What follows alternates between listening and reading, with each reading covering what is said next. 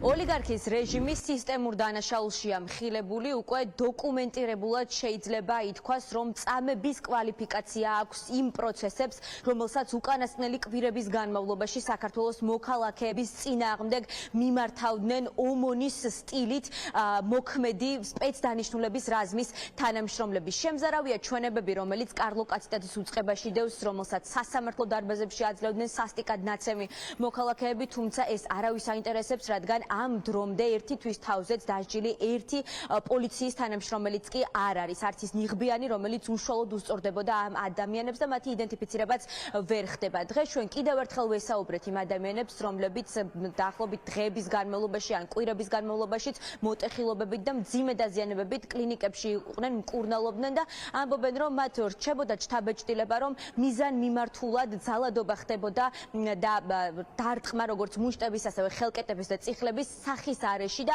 ამის მიზანი კი იყო ის, რომ გამოხატული და თვალსაჩინო ყოფილიყო დაზიანებები, რომელსაც ამ ადამიანებს აყენებდნენ. რა თქმა უნდა, ეს ერთი რამის გამო შეიძლებოდა მომხდარიყო, რომ შემდგომში დაეშინებინათ აქციის ის მონაწილეები, რომლებიც გადაურჩნენ ამ შემთხვევაში დაკავებას, რომ მათ ჰქონოდათ შიში, რომ მათაც ასე მძიმედ გაუსწორდებოდნენ და შესაბამისად აქციებზე სიარულზე უარი ეთქვათ. შეხედავს ადამიანი და მიხვდება, რომ ნაწამებია, აი ეგ იყო ჩემი აზრით მაგათი მიზანი, ანუ ცდილობდნენ სახის არეში დამიზნებით ერთყათ, რომ კვალი დამჩნევდა და ადამიანი დაემახინჯებინათ.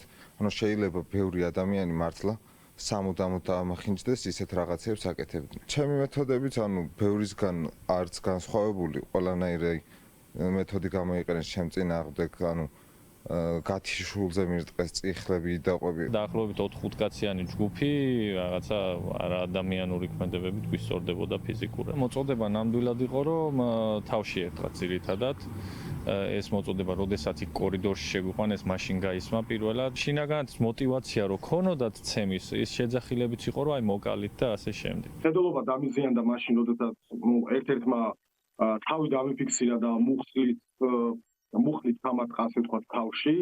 სუნთქვასაც კი არ გაცდიდნენ, გესმით, აი რომ ამოსუნთქვის მომენტში ეკითხებოდნენ როგორ იყავი, აი პასუხს რო გასცემდი, აი იმ წამსვე აგრძელებდნენ უკვე, ასე ვთქვათ, დარტყმა. მათ აყენებდნენ ფიზიკურ და ფსიქოლოგიურ შეურაცხყოფას, მაგალითად მათ პირში აფურთხებდნენ, მათ აგინებდნენ, მათ ურტყავდნენ სახის მიმართულებით, მე შედიოდა ხოლმე სხვა ჯგუფი, რომლებიც უკვე ფიზიკურად უსწორდებოდნენ, მათ უტეხავდნენ მაგალითად სახის ძვლებს, უტეხავდნენ ცხვირს და ამას ყვებოდა არაერთი ადამიანი, ეს მაგალითად ერთი ადამიანი ან ორი ადამიანი ან სამი ადამიანი კი არ ყვებოდა, ამას ჰქონდა სისტემური სახი და ეს არის ჩვეულებრივად თავის ინტენსივობიდან გამომდინარე, თავის ხასიათიდან გამომდინარე. ჩვენ იურისტებს შეგვიძლია დავაკვალიფიციროთ წამებად და წამება მარტო ადგილობრივ დონეზე კი არ იჯდება, წამება შესაძლებელია, რომ დაისაჯოს ჰააგის სასამართლოში. იმდენად მძიმე იყო ისტორიები, რომელსაც საერთაშორისო სამართლის ექსპერტები ისმენდნენ რამდენიმე დღის განმავლობაში, რომ მათ პირდაპირ მიანიჭეს აი ამ მოვლენებს წამების კვალიფიკაცია და ახლა იურისტები ამბობენ, რომ ეს დოკუმენტი არის იმის საფუძველი, რომ ჰააგის სასამართლოს წინაშე წარდნენ ოლიგარქის რეჟიმის ხელმძღვანელი პირები, რომლებმაც აი ამ დანაშაულის ჩამდენ პირებს მწვანე შუქი აუნთეს.